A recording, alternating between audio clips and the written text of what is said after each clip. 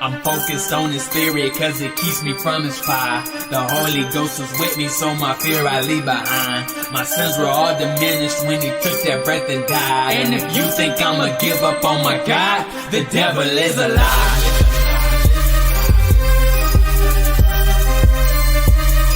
The devil is a lie.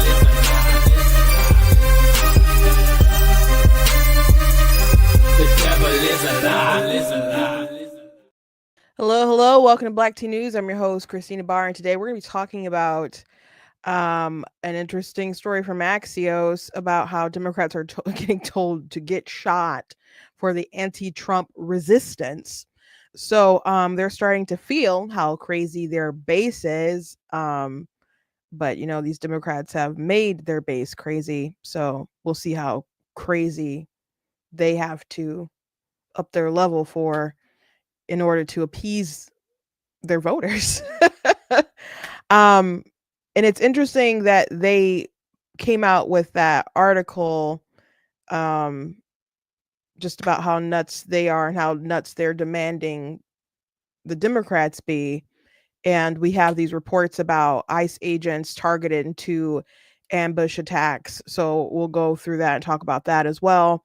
Also, a judge issued a TRO, temporary restraining order, about the big beautiful bill that was passed, specifically about defunding the money that's supposed to be for Planned Parenthood.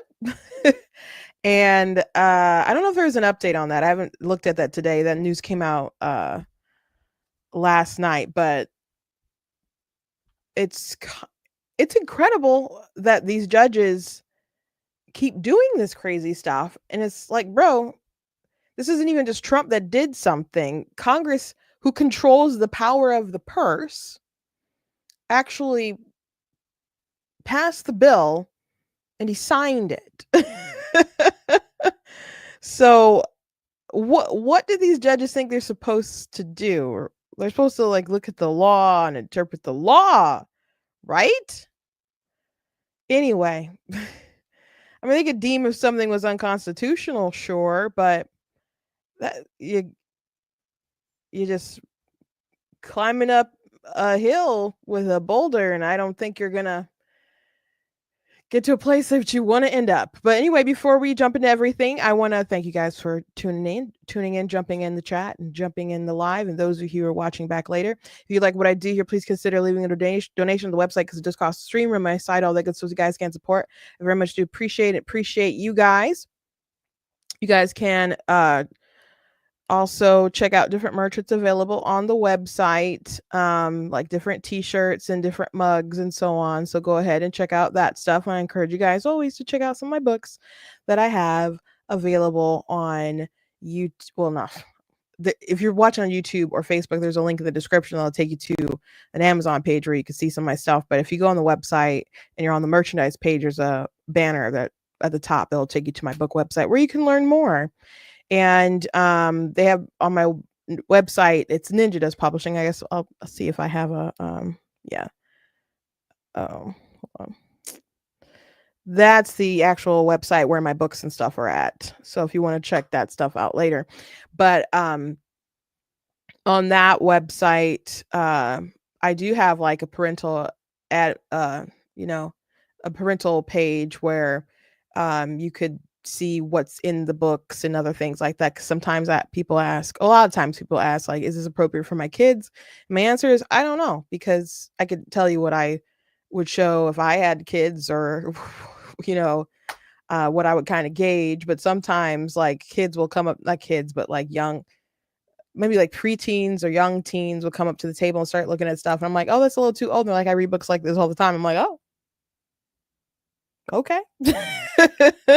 And my parents, they didn't mind violence in movies and books. And I guess we didn't actually read a lot of books growing up. I mean, we read like Berenstain Bears and things, but we weren't like novel people, I guess. So we read like chapter books and middle grade books, but besides like school assignments and stuff, most of us, we weren't big readers or whatever. But movies television, like they didn't mind violence so much. Like they really really minded like sexual things. Like I still hear like close your eyes, you know, to this day. And my mom, she would record movies off TV with like tapes, and she would edit them. So like years later there'd be like a movie like, I didn't know there was a scene like this in here, because my mom would just edit this stuff out. So I don't know what might make people comfortable for their kids or whatever to consume, because sometimes even if something is um adult in some kind of ways, like maybe the themes or whatever, you know, the overall message might be worth like them watching too. So it depends. So I just put it out there for parents to be able to decide. You know, you're the ones who have to deal with their nightmares or whatever. So if you want some more information, you know, because I have a big range of different things. So anyway, you guys can check that out. Let's before I hop into this story, we covered a story yesterday. I watched a video from a woman named Sadie Perkins, who said the most terrible things about the flood victims in Texas, and in doubling down on like the kids, you know, basically deserved it, or it wasn't a big deal. And she's like, we have to, you know, this was an all white camp, which wasn't true. There was a lot of white kids there, sure, but doesn't mean it was a, you know, that blacks weren't allowed or something like that. But she was spreading that all kinds of stuff.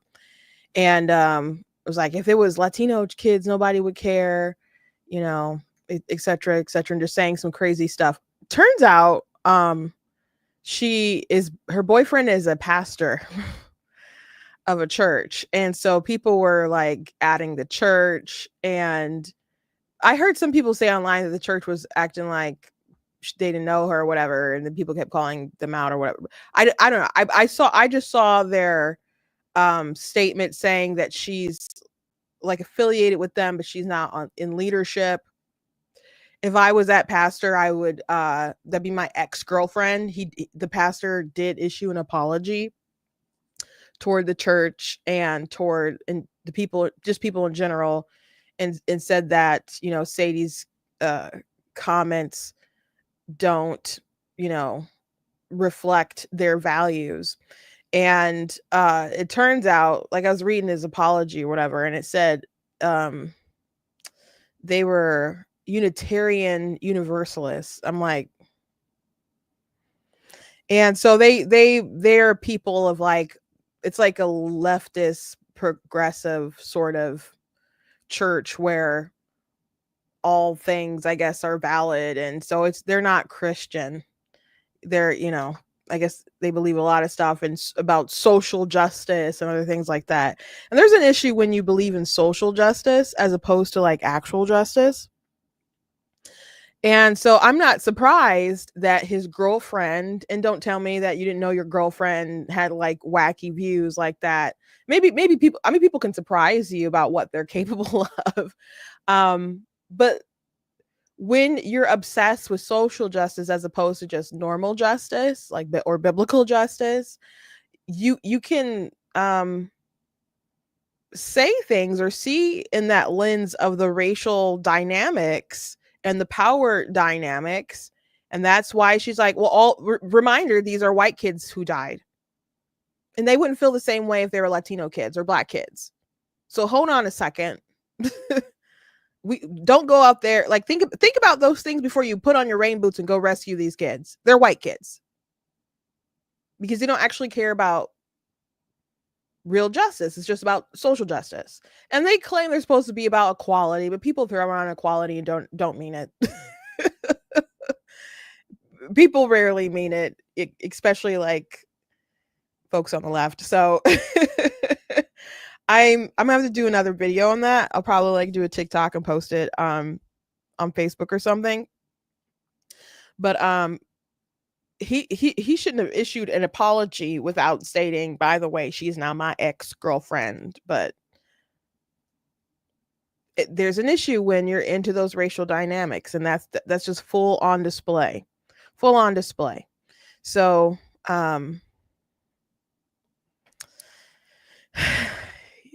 not surprised. Kat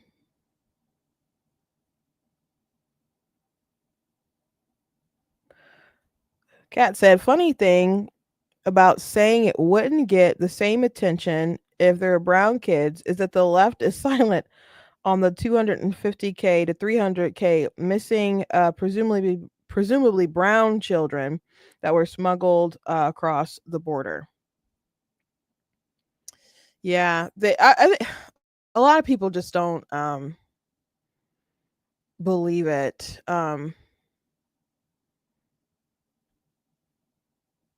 People just don't want to believe it, I guess. I think some of those a lot of those numbers there, I don't even understand that, because like when it was Trump v. Biden at the debate, there was a number that came out about some kids that hadn't been accounted for or like reunited with their families and other stuff like that. So the system is obviously, you know, flawed in different kinds of ways. And so Trump, and they dropped this story right before the debate. So I'm like, how conveniently timed. And so when the question came up to Donald Trump, he's just like, some of these kids came in and they didn't come in with their parents. So what, like, why would they be reunited like so quickly after this when they didn't come in with their parents?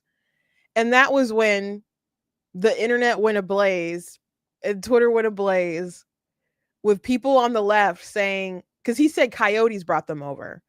And they're just like, coyotes. David Hogg, who was briefly one of the co-chairs, like vice chairs of the Democrat Party, he was one of the people. There was, I forget what state she was from, but there was like a state elected official that was saying crazy stuff like, coyotes, can't no coyote bring a child across the border, because they think like a coyote, like an animal coyote, like Wile E. Coyote, instead of knowing that is what the traffickers are referred to. And I know a lot of people might not know that term, but it was so crazy to me that people were so focused on that issue. And for a lot of people, it was their main issue of why they didn't want to support Donald Trump. But they didn't even know that traffickers named coyotes were being paid to bring people across the border so much. So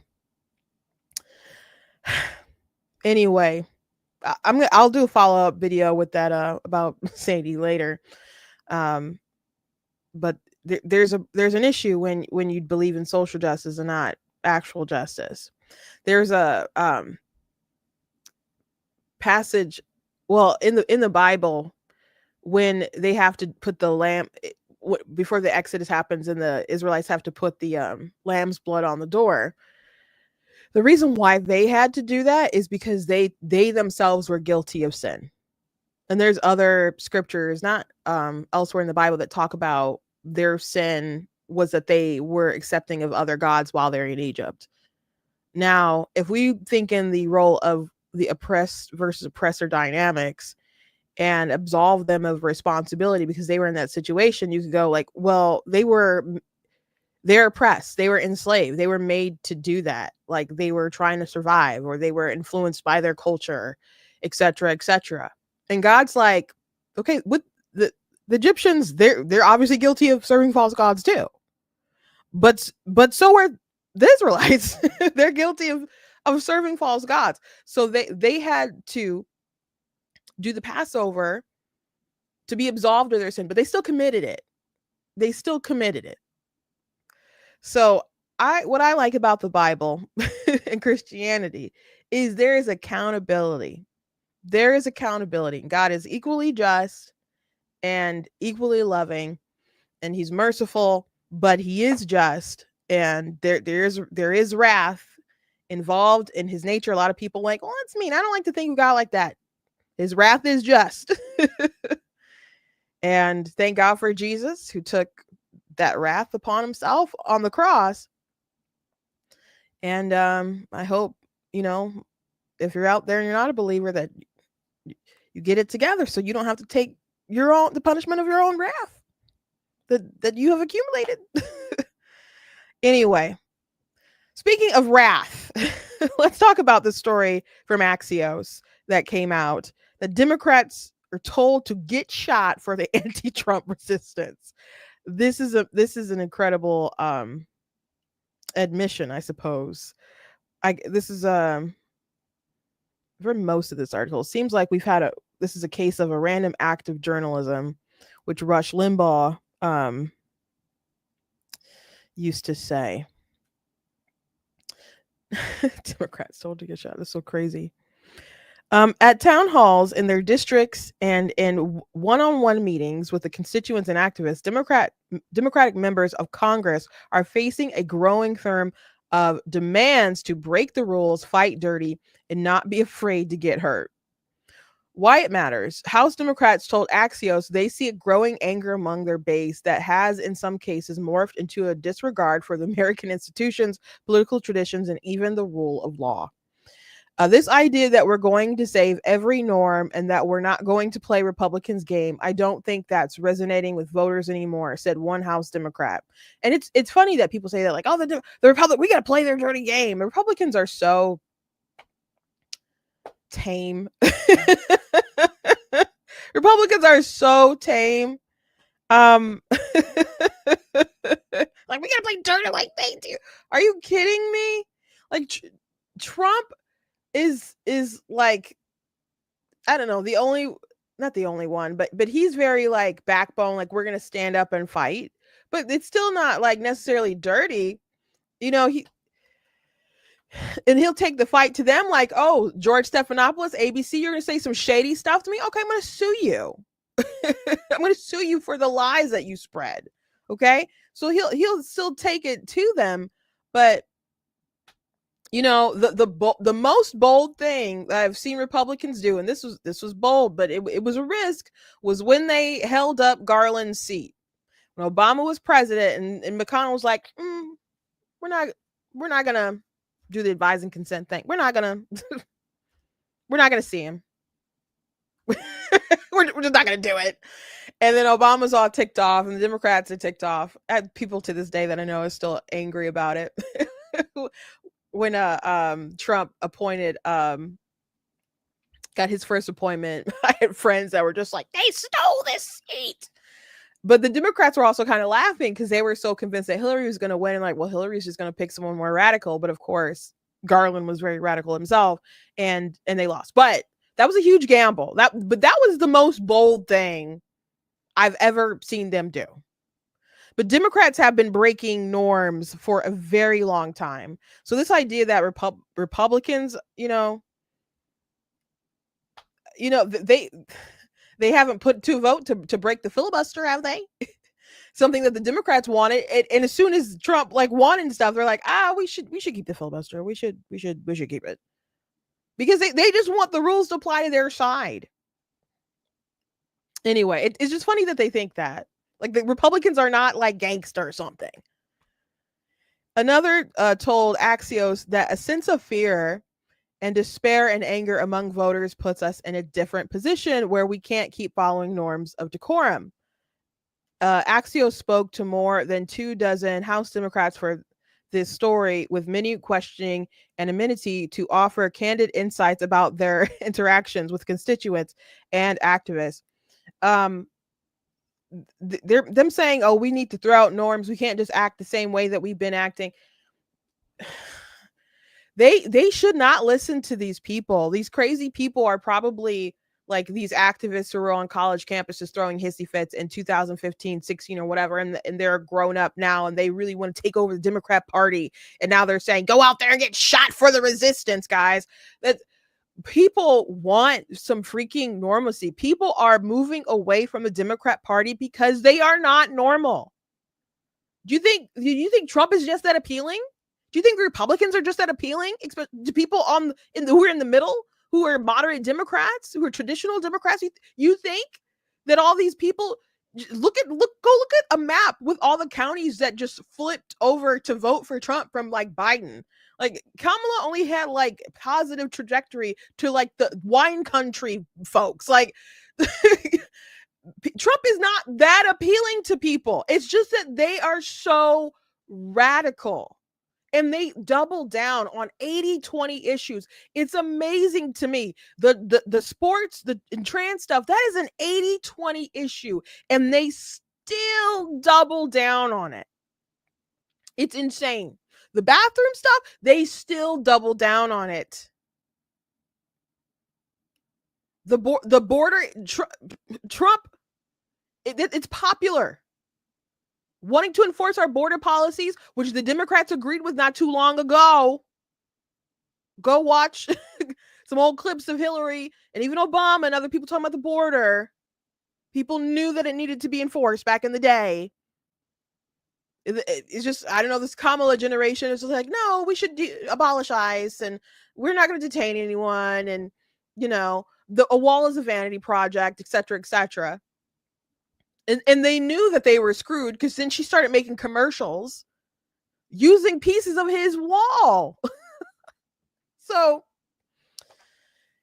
they're losing ground because they're crazy. I would love if they were freaking normal. I would love it. I don't want to just be arrogant and be like, oh, we're holding all the cards because they're losing their base and people are coming over, because people will get bored and tired of Republicans anyway. It switches back and forth. It just happens when there are two parties. We could go on a hot streak for a minute, but I don't want to be afraid that we're going to have a communist as a president in 2028. Like I want them to get some sense and nominate someone who has some sense, who still appreciates decorum and norms and all that stuff. That's what I want. It's what I want. And a lot of moderates and independents, different folks want that. We don't want these loud communists to take over the Democrat Party, to have such a gigantic foothold in our nation. I don't.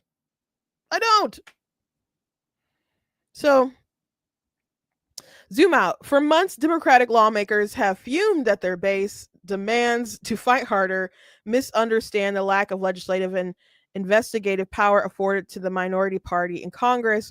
We've got people who are desperately wanting us to do something, no matter what we say.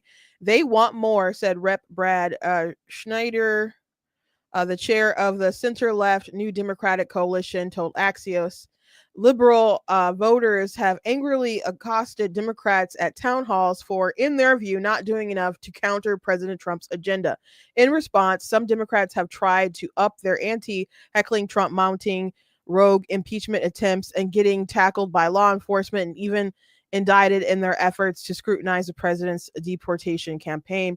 And so we've talked about some of the stuff that Democrats have been doing, like trying to get arrested, which I was thinking about this today, and we talked about this before, but to me, if you're willing to throw yourself out there to do performative stuff and get detained for a little bit or try to get arrested, in 2020, people, especially Black people, and I don't, maybe not a large swath, but the narrative of BLM was cops are hunting Black folks. Like that was a narrative they were pushing. And there was such an uneasiness, and people just felt like, I mean, the number of like unarmed Black people who get shot by police is like, the number's like less than 28, which, by the way, I haven't told you guys this. I haven't heard it really reported, but apparently the Washington Post, who used to keep the numbers of like police interactions of like shootings and stuff, they're going to get rid of that and apparently not keep updating or whatever, which is interesting. And people suspect the reason why they're going to get rid of it is because people on the right could use it to be like, the police aren't killing and hunting people.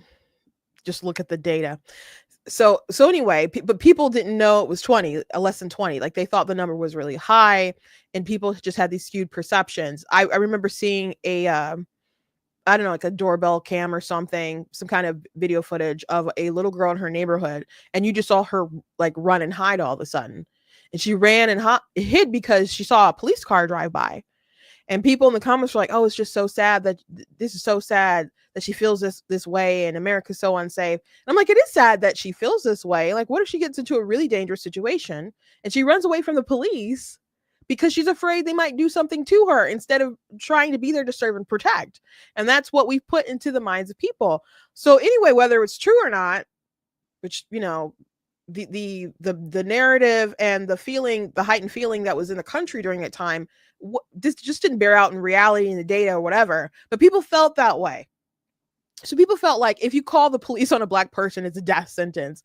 And so it's just funny contrasting that with people who put themselves into quote unquote harm's way to get arrested and do theater so they can get on like MSNBC that night and talk about like how, oh, they detained me for such and such time and I'm standing up or whatever. It's just so privileged that you can do all this performative art while people in the past, and maybe still there's folks today, believed that if they interacted with the police, they'd be dead. So it's just really gross to me. It's really, really gross to me. It's very interesting that their constituents are like encouraging all this stuff, though. The grassroots want more. Some of them have suggested what we really need to be willing to do is to get shot when visiting ICE facilities or federal agencies, a third House Democrat told Axios. Our own base is telling us that what we're doing is not good enough, that there needs to be blood to grab the attention of the press and the public, the lawmaker said. A fourth House Democrat said constituents have told them civility isn't working and to prepare for violence, to fight, to protect our democracy. You made these people crazy. You all made these people crazy. You in the media making it seem like it was end of the world if Donald Trump got elected, that we're fighting for our democracy. Oh my gosh, you made these people feel this way. Why are you surprised that they bought into your lies, that they bought into your narrative? Why are you surprised? A fifth House Democrat told Axios that people online have sent me crazy bleep, told me to storm the White House and stuff like that, though they added that there's always people on the internet saying crazy stuff between the lines. While other Democratic lawmakers said their discussions haven't gone that far, nearly everyone who spoke to Axios cited examples of voters' panic and fury fueling demands to adopt brute force tactics. A sixth House Democrat said that when they tried to persuade voters to channel their frustration into focus on winning back Congress in 2026, people who are angry don't accept that. They're angry beyond things.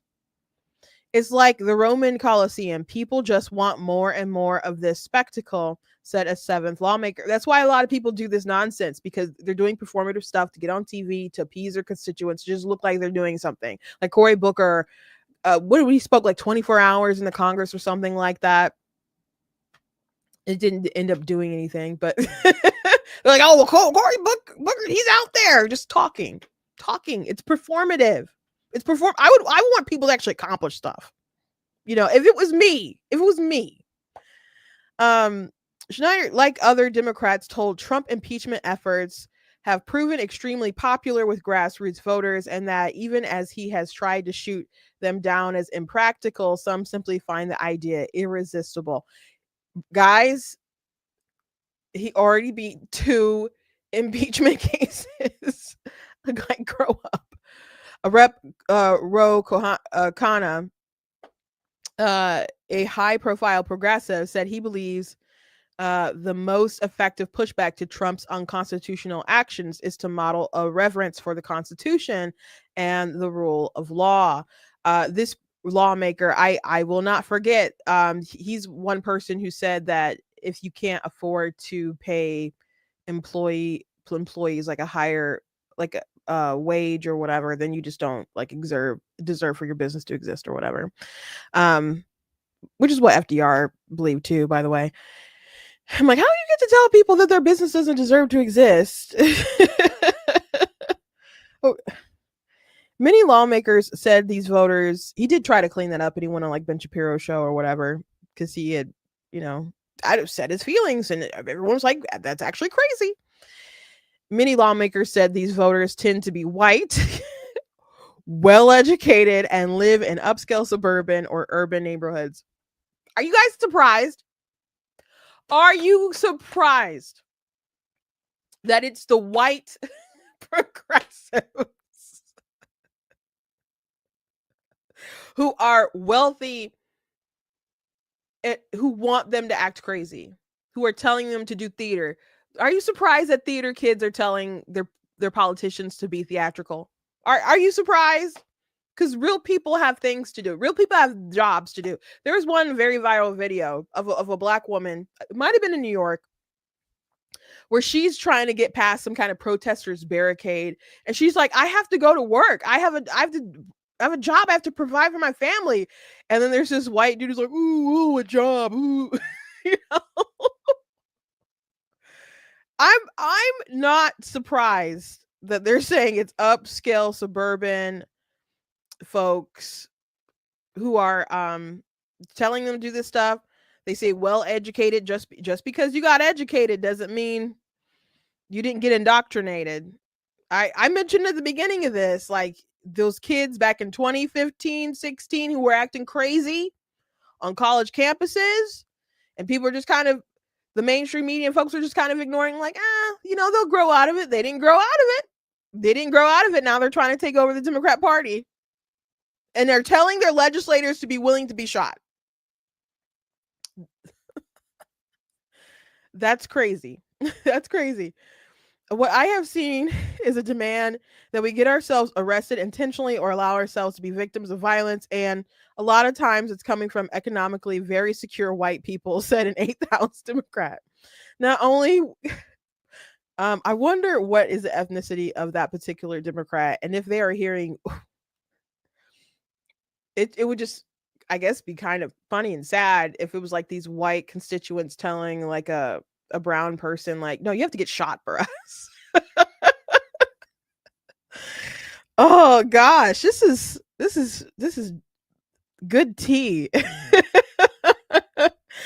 Not only would that be a gift to Donald Trump, not only would it make the job of Republican Congress easier if we were all mired in legal troubles. We are a group of that is disproportionately people of color, women, LGBTQ people who do not fare very well in prison. Okay. The bottom line, the expectations aren't just unreal, they're dangerous, the 8th House Democrat said. A 9th lawmaker told Axios, I actually said in a meeting, when they light a fire, my thought is to grab an extinguisher, a 9th House Democrat told Axios. And someone at the table said, have you tried gasoline?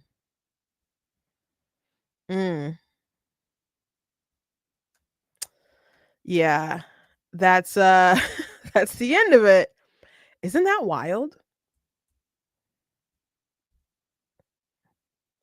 RC said the Dems have themselves to blame. That is true. That is true. Cat said, what? White liberals not surprised a bit. Again, like, go look at a map of like the counties and stuff that, like, because there's like these arrows and they point one way, like blue or red, and most of the arrows pointing like that they went for Trump. And they're just, Kamala, she was able to increase her numbers in like wine country and very, very affluent sort of places, but where people need to go to work in the morning to provide for their kids, they needed to vote for Donald Trump. If you have the time that like politics is like, real life is like, whatever, and politics is just something you're obsessed with, and you can be all, I'm going to be an activist today, I guess you can go tell your lawmakers to go risk getting shot for you. And what is happening that is that deep? What is happening that is that deep? I want you guys to think about this. Like, when people, I know the left like is really playing up these deportations and stuff like that. Like, Ben Shapiro showed a compilation of who's the running mate for Kamala Harris, Tim Walz, and him at that graduation giving a speech and talking about, oh, they just come and then they just swoop up and these people in unmarked place vans, and then they just have no chance to be able to have any legal representation. They just send them down to some other country or whatever, and just really, hyperbolic. I just don't even fair to say hyperbolic. People just lying about things that are happening. And if you believe stuff like that and other hysterical things that Democrats are saying, maybe you get to that place where like, oh gosh, this is so extreme. I don't want my illegal friend or gardener to just be gone one day. If you're an affluent white woman or whatever, and you're concerned, but if you've been in America for a long time, you've made a home of the country, like why would anyone want to leave America? Let's just be for real. It's a sad thing if you would personally, if you had to go, right? Even if you didn't come in legally, it would be a sad thing if you had to go. It's a great country. Why would you want someone to make you go? There's a reason why you came. But deporting someone, giving someone a free flight home, is a very kind punishment for someone breaking the laws for our sovereign nation. It is a very kind thing. It's not like we beat them with a cat of nine tails before we send them on their way. Like do some kind of public flogging to be like, look at what they did. And it it's not so crazy what we do. And again, like a lot of the, I said Tom Homan, he was being asked about like the amount of deportations they have. He's like, we would have to do like 7,000 a day to even catch up with some of these other presidents. We're like, we are not like going at the rate that we ought to be right now. And people are flipping out about it. Obama deported a lot of people. There are people deported in Joe Biden's time too. As a matter of fact, a lot of folks who are being deported already had deportation orders that was issued in like against these folks in another people's campaign time. So it's just insane that they just choose to be so upset because Trump is the one who's president. I'm not saying people weren't upset about Obama deporting a lot of people. I'm not saying that, but there's just this extra ire and instability when it comes to Donald Trump. Like he is not very radical, guys. He's just not. Like I keep, when mass shootings and stuff happen, there's always a conversation about well, the left is like, get rid of the guns, just do something. And on the right, a lot of people will say it's not the guns, it's the people. And if you see something, say something. And unfortunately, we have a mental health crisis in the United States. And I think we do have a mental health crisis in the United States. But the issue is not just, I guess, it's not easy to lock up some people like it used to be or whatever, but or that we're over medicated and things like that. The issue is that there's a lot of unwell people and we like to make them unwell. Like our politicians, our narrative, our hyperbole, we like to make people unwell. And we like to push out narratives that stir up people and drive them into psychosis and paranoia and rage. And as long as that person checks a box for you, at the ballot box, you're cool with it. Forget what kind of hell is to pay for the rest of us. So that brings us to this story.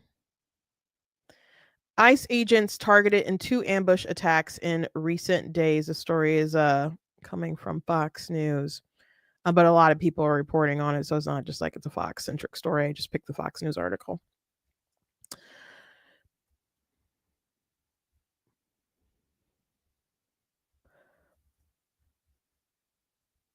U.S. Immigration and Customs Enforcement, ICE agents, and other federal law enforcement officers conducting immigration enforcement have been targeted in at least 2 ambushes in Texas in recent days.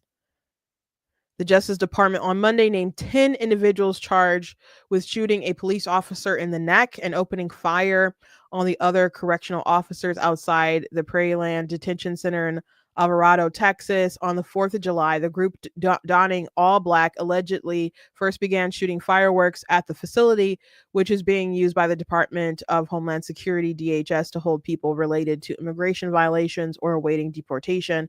The defendants are Cameron Arnold, also known as Autumn Hill, Savannah Batten, Nathan Baum, Zachary Evans, Joy Gibson, Bradford Morris, also known as Megan Morris, Marshilla Ruda, Seth Sykes, Elizabeth Soto, and Ines Soto. The complaint charges each of them with 3 counts of attempted murder of a federal officer and 3 counts of discharging a firearm during, in relation to, and furtherance of a violent crime. So here's some pics of some of these folks. Yeah. They're not all Caucasian, but quite a few.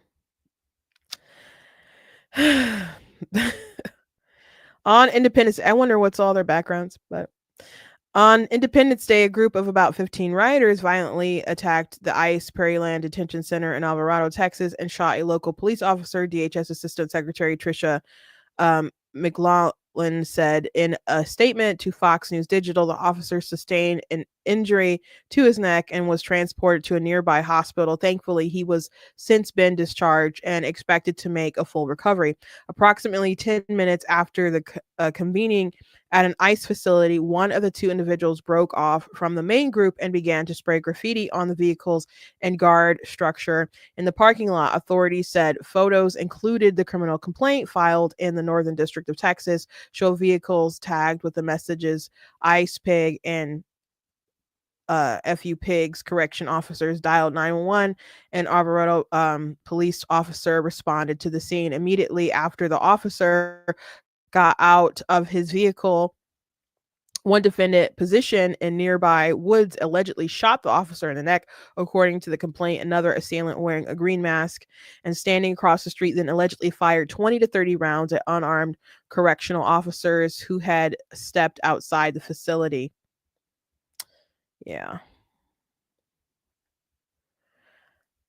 The shooting was captured by both CCTV and APD officers' body-worn camera. The complaint says the FBI recovered AR-style rifles from the scene. The group fled from detention centers separately, some on foot, some in vehicles, and were later stopped by other law enforcement officers. The complaint notes that the defendants were dressed in black military-style clothing, and some were wearing body armor, some were armed, and some had 2-way radios. Prosecutors said a total of 12 sets of body armor were found during searches of vehicles associated with the defendants on their persons and in the area around the Prairieland Detention Center. Law enforcement also found spray paint, magazine containing ammunition, and flyers stating "Fight ICE Terror with Class War."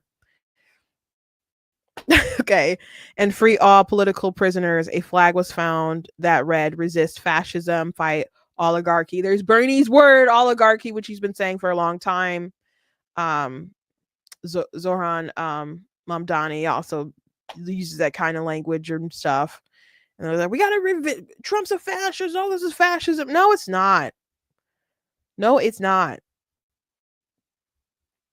But that's the rhetoric. Gibson had 2 cell phones in his backpack inside a Faraday bag, which is used to block phone signals and commonly used by criminal actors to try to prevent law enforcement from tracking their location. According to prosecutors, 2 days after the attack, Ruda allegedly called Daniel Rolando Sanchez, who was charged in a separate complaint, expressing concern police could conduct a search warrant on Ruda's home in Fort Worth.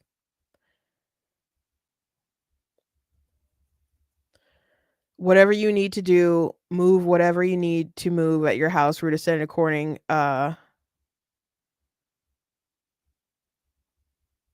sorry, these ads are like so according to court documents. The FBI conducted surveillance on another address in the Garland, Texas, believed to be Sanchez's residence, and observed Sanchez carrying multiple packages to his truck. Agents followed Sanchez to an apartment in Denton. He carried a box inside which contained anti-government propaganda, including flyers stating organizing for the attack in insurrectionary anarchy, according to the complaint. The complaint was announced by the same day by the man in a utility vest and armed with an assault rifle fired dozens of rounds at federal agents and U.S. Border Patrol facility in McAllen, Texas, near the U.S.-Mexico border on Monday. A police officer was injured before authorities say they shot and killed assailant, identified as 27-year-old Ryan Lewis Mosqueda. Police say Mosqueda was linked to a Michigan address, but was reported missing from West Lonco, Texas address around 4 a.m.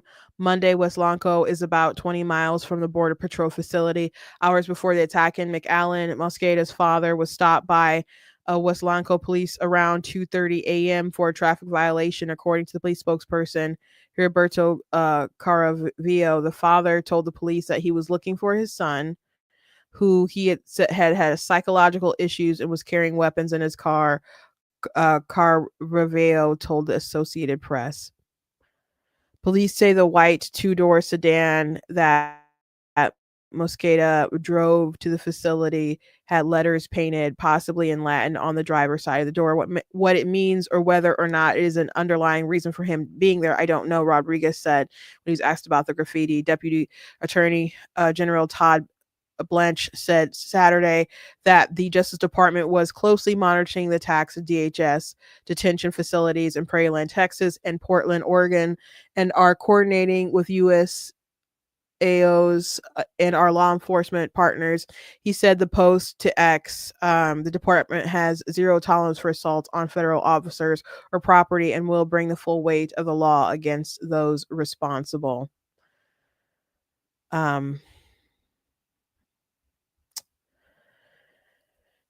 An ICE facility in Portland, Oregon has faced repeated protests and attacks, and nearly 24 people have been arrested since June. Another 4 suspects were arrested for allegedly targeting the facility on the 4th of July, according to Oregon Live.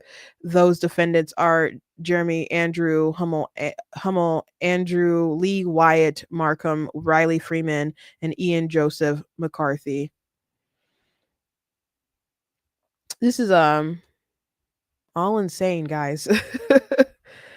All very insane. See how much let me zoom out a little bit. I swear one of these days I'm gonna get glasses, guys. One of these days. But these ads are like huge though. Oh, looks like that's the end of it, pretty much. Okay. So you got on one hand, the Democrats, their base, are telling these Congress people, not other activists, they're telling Congress people that we want you to do more. Enough isn't being done. Be willing to get shot, do this other kind of stuff. So if they're telling their Congress people all this stuff, imagine, what obviously what some of these crazy people are willing to do, because they're revving up each other too, and they find other like-minded people who are out of their mind. And they're willing, I don't know, to go make history, to fight for the resistance. You keep telling people that Donald Trump is the worst person ever, that he's destroying our country. People who are, I don't know, too busy to work, or I'm not too busy to work. They're not busy working. They're not busy doing things to better their own lives. And they take up these mantles and these roles that are bigger than life, and they do that instead of cleaning house. Like, one reason why Jordan Peterson tells people to go clean your own room and other stuff like that is you need to be able to fix things that are close to home, instead of he would have debates with climate activists and stuff who want to solve all these big problems. It's like, what can you solve actually in your life?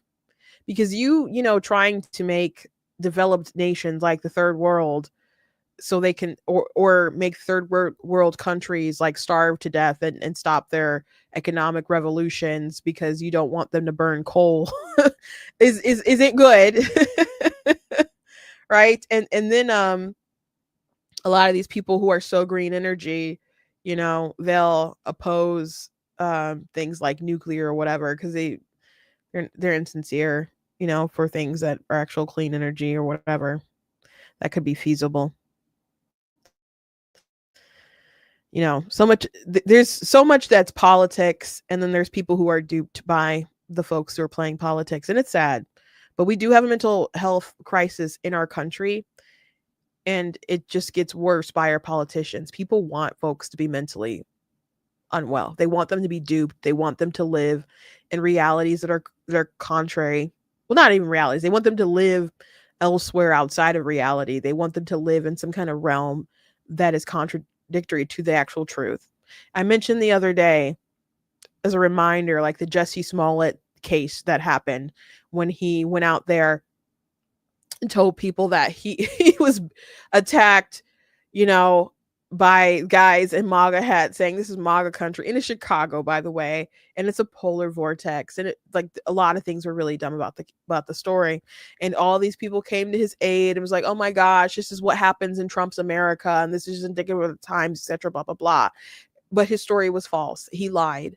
And all these people saying like this thing that happened to just this was evidence of Trump's America, and it wasn't real. Maybe they should think to themselves whether this view of Trump's America is real either. Like the boogeyman in their minds, it's just their minds playing tricks on them. So I don't know. Hopefully these folks can get it together. Hopefully they can get it together.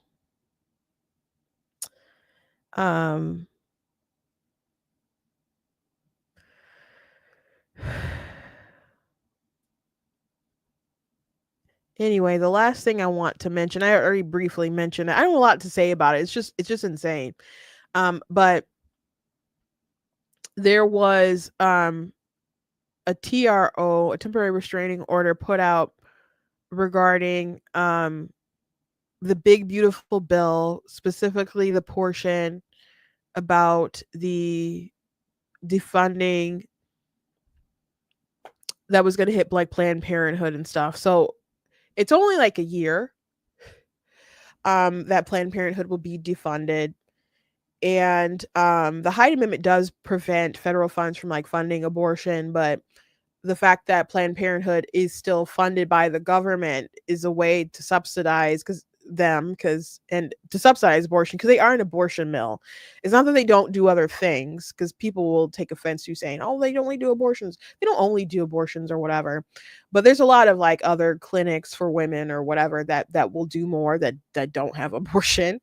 But one thing a Planned Parenthood does do is that they give hormones to people who have gender identity issues. So that's fun, right?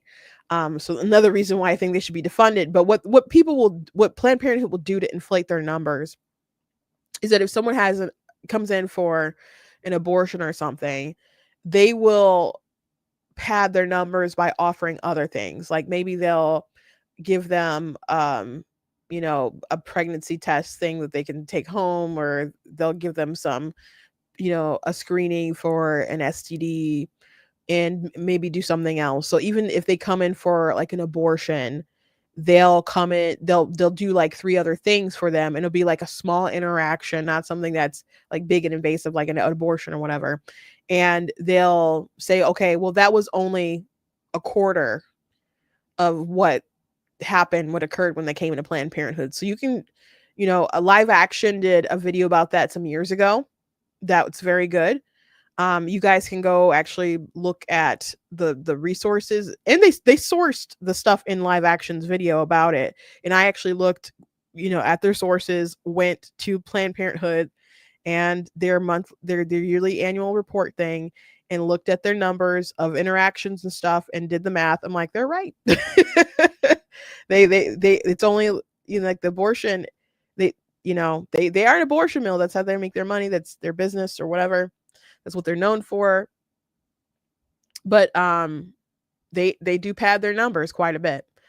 So if you give them money so they can, quote unquote, I don't know, buy medication for STDs and hormones and whatever, all that stuff, that's money they don't have to spend toward their goal of abortions. So they are still subsidizing them. They don't need our taxpayer dollars. What's so funny about this,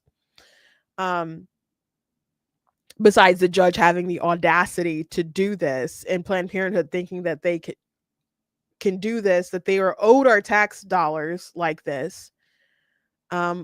It's not just Trump doing something by the stroke of a pen. They passed the bill.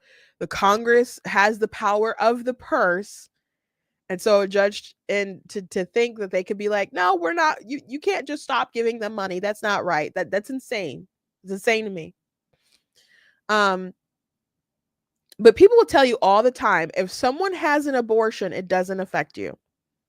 It doesn't affect you. It's none of your business. Now, I don't think that's true. I've written different articles about why I don't think that is true. I think for multiple reasons, and one I'll get into, but I think the sort of mentality that's required to maintain abortion has harmed our country and has harmed our world and has harmed other people. Like there was a woman in Colorado, I think it was, like she was on like going to an appointment, her final appointment, like before she had her baby.